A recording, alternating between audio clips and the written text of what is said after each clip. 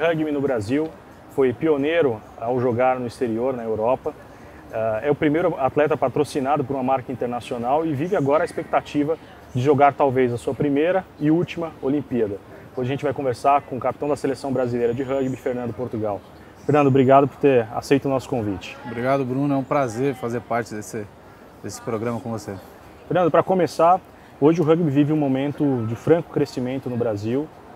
Se fala da modalidade em diversos veículos, emissoras de televisão começam a transmitir alguns jogos e você se tornou sinônimo da modalidade, se tornou uma espécie de embaixador, né, do esporte aqui no Brasil. Como isso aconteceu?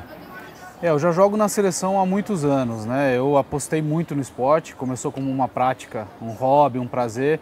De repente eu apostei no profissionalismo dele, já que quis fazer do meu hobby, da minha paixão, que era o rugby, a minha atividade profissional.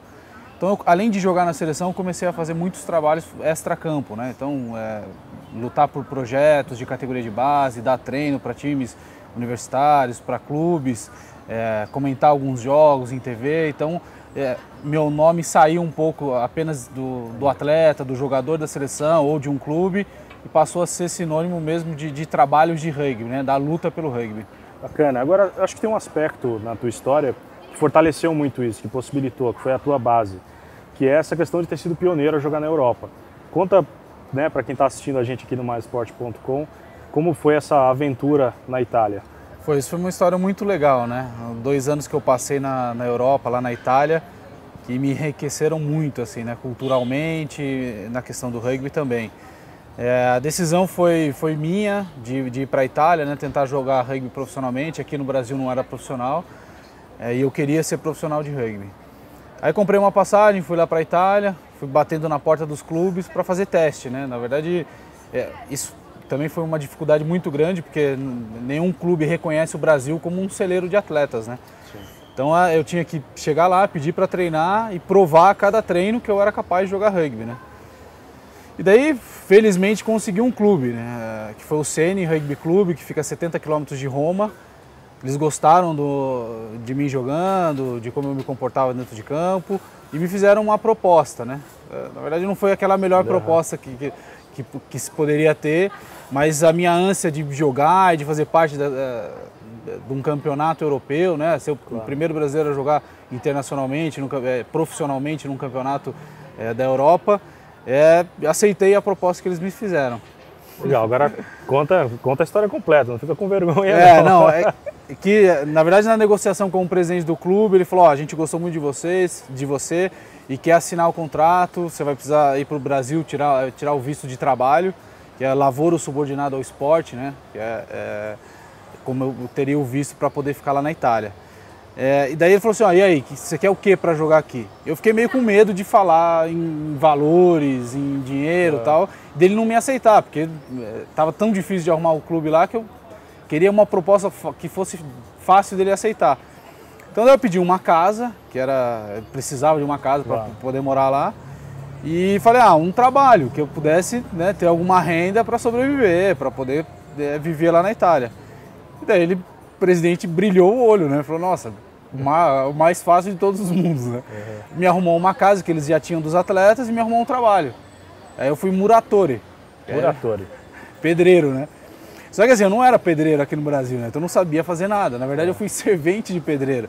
Então eu ficava lá o dia inteiro, das 7 da manhã às 4h30 da tarde, carregando saco de cimento, areia, tijolo, para trabalhar na construção lá das casas. E daí no final do dia eu ia treinar rugby lá com o time de rugby.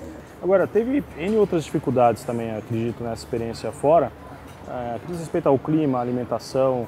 Quer dizer, você certa vez mostrou algumas fotos até de como ficavam, né, os campos, né, no inverno. Fala um pouco dessas dificuldades que você enfrentou e venceu, né? O clima completamente diferente do que a gente tem aqui no Brasil, né? Aqui a gente não consegue diferenciar as estações do ano, é tudo igual. Chove, faz sol, faz frio o tempo todo. Lá não, é bem rigoroso, né? Então isso eu sofri bastante em relação a isso. O frio é uma coisa que a gente não estava acostumado, jogar na neve. E o rugby se pratica em campo aberto, né, que é o campo parecido com o de futebol, então a gente sofria as ações da temperatura, mesmo nos treinos e nos jogos, isso foi muito difícil. O idioma também, não cheguei lá sem saber falar italiano, tive que me virar, mas rápido, a necessidade te faz aprender muito rápido. Mas acho que a grande honra que eu tenho de ter passado por isso, o grande orgulho que eu tenho, é porque rugby a gente começa a jogar pelo prazer, pela satisfação, por jogar com os amigos, né? Tem uma cultura de muita amizade dentro do seu clube. E de repente você se vê num cenário mais profissional, com situações completamente adversas, encontrar motivação para superar tudo isso, esse é o meu grande orgulho de eu ter conseguido ficar lá. E como se não bastasse, você volta para o Brasil e aí você é pioneiro mais uma vez quando você estreia em outro clube, né? Na verdade você vem do clube de São José dos Campos, e aí você migra para o time do Bandeirantes, o famoso Band. Conta um pouco de como foi também ser pioneiro nessa outra esfera do rugby. Eu saio com a ideia de rugby profissional, né, de viver desse esporte num ambiente amador, eu saio quebrando muro e fazendo portas, né? Porque essa mudança de clube não existia, pelo menos profissionalmente, talvez mudasse regionalmente. Se você joga num clube, vai mudar para uma cidade muito distante que lá tem um time, você acabaria jogando, mas profissionalmente isso não existia. Aí eu jogava no São José, que é aqui em São José dos Campos, a 90 km de São Paulo. Voltei da Itália para começar a fazer um trabalho, vou começar a dar treino para times de rugby. Lá em São José não tinha ainda uma estrutura muito grande para que eu pudesse exercer essa profissão. E daí recebi uma proposta do Bandeirantes daqui de São Paulo de ser coordenador, ajudar a idealizar um projeto de lei de incentivo ao esporte e ser coordenador desse projeto.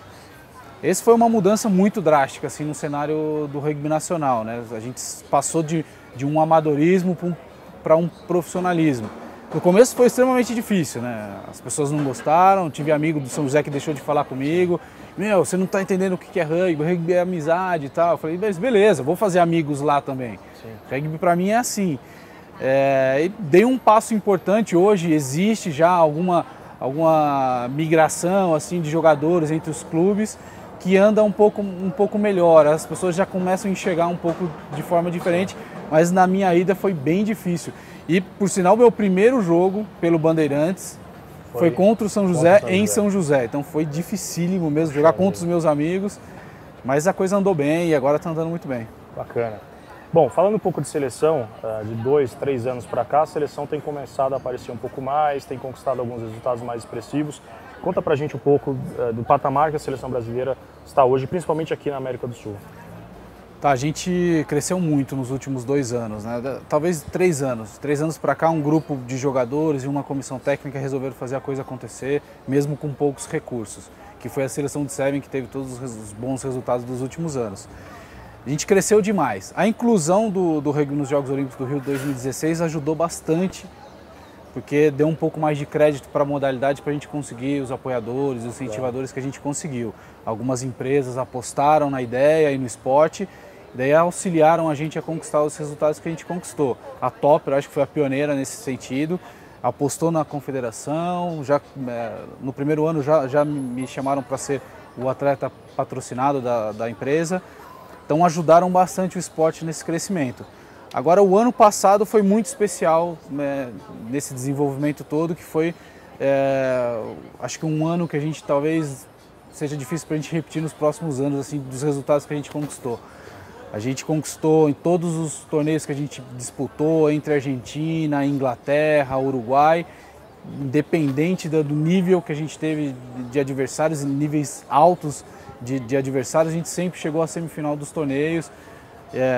Isso culminou na vitória contra a Argentina no Sul-Americano, que foi, depois de 80 anos, foi a primeira vez que o Brasil não, um adversário sul-americano venceu a Argentina em 80 anos. E foi o Brasil a quebrar esse tabu. Num Sul-Americano que a gente também venceu o Chile e conquistou a vaga para o Pan-Americano. Daí a gente jogou o Pan, teve um resultado razoável no Pan, competitivo foi muito bom, mas na classificação geral foi razoável, muito aquém do que a gente esperava.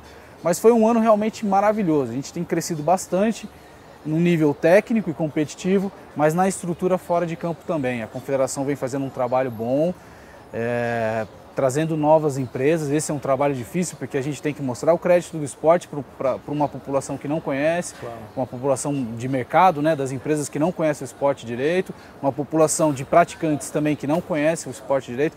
A gente tem que divulgar melhor o esporte, mostrar os valores, e nesse sentido a Confederação e as federações têm feito um trabalho muito bom. O que falta para o rugby de fato despertar o interesse dos departamentos de marketing aí das grandes marcas e agregar mais empresas à construção, né, desse esporte, fazer desse esporte um esporte nacional? Primeiro a divulgação do esporte, né? Acho que a gente hoje já consegue dar um retorno maior para essas empresas, né?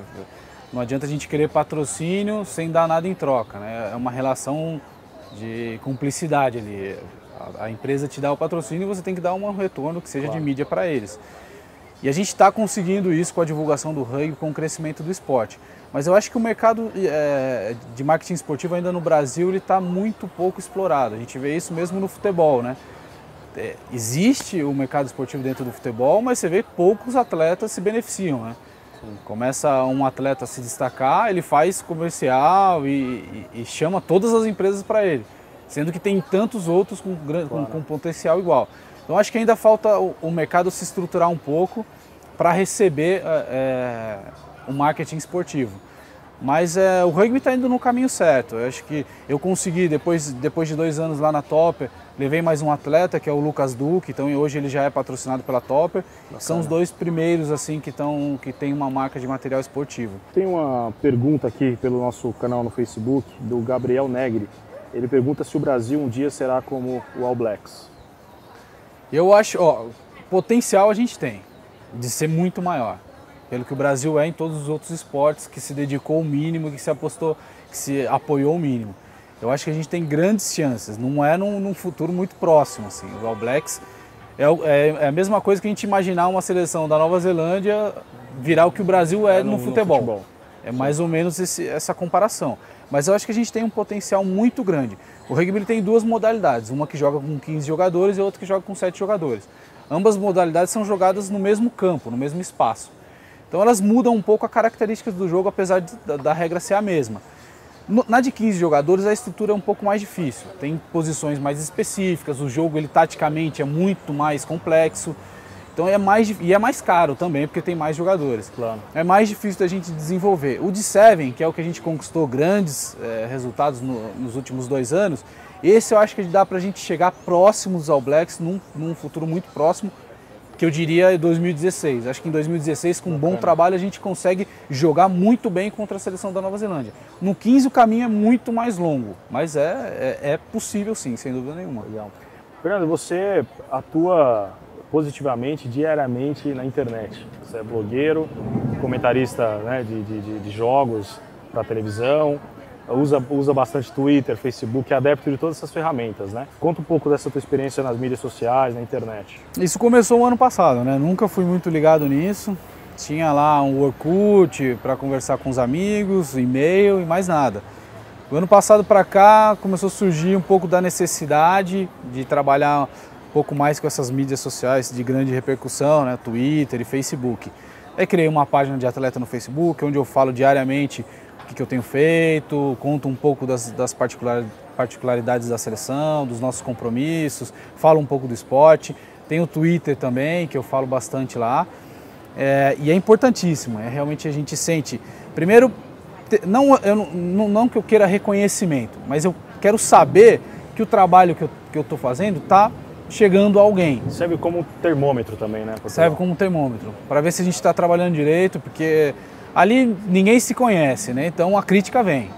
Se a gente faz alguma coisa errada, eles não têm medo de falar, então falam mesmo. E da mesma forma elogiam e apoiam o trabalho que a gente faz. Portugal, última pergunta, por que você vence? Por que eu venço? O que te motiva a vencer cada desafio, a superar cada obstáculo? Nunca foi fácil, nada foi fácil e eu tenho certeza que nunca vai ser. Talvez para os novos que vão chegando, talvez a coisa fique um pouco mais fácil, para mim nunca vai ser. Eu sou apaixonado pelo que eu faço, acho que essa é a principal ferramenta que me motiva a continuar. Eu faço o que eu gosto o tempo todo, mas é continuar acreditando, no que eu faço. Eu acredito muito no rugby não só como uma modalidade que vai ser competitiva, que talvez a gente seja campeão mundial, realmente acredito nisso, mas eu acredito nisso como uma ferramenta de educação. E eu venço porque não paro, não paro nunca. Bacana, Trabalho. Bacana. Fernando, obrigado, Brunão. Obrigado mesmo. As portas do maisesporte.com estarão sempre abertas para você. Parabéns pelo trabalho, que o céu seja o limite. Bacana. Gente, esse foi Fernando Portugal. Sigam acompanhando a programação do maisesporte.com.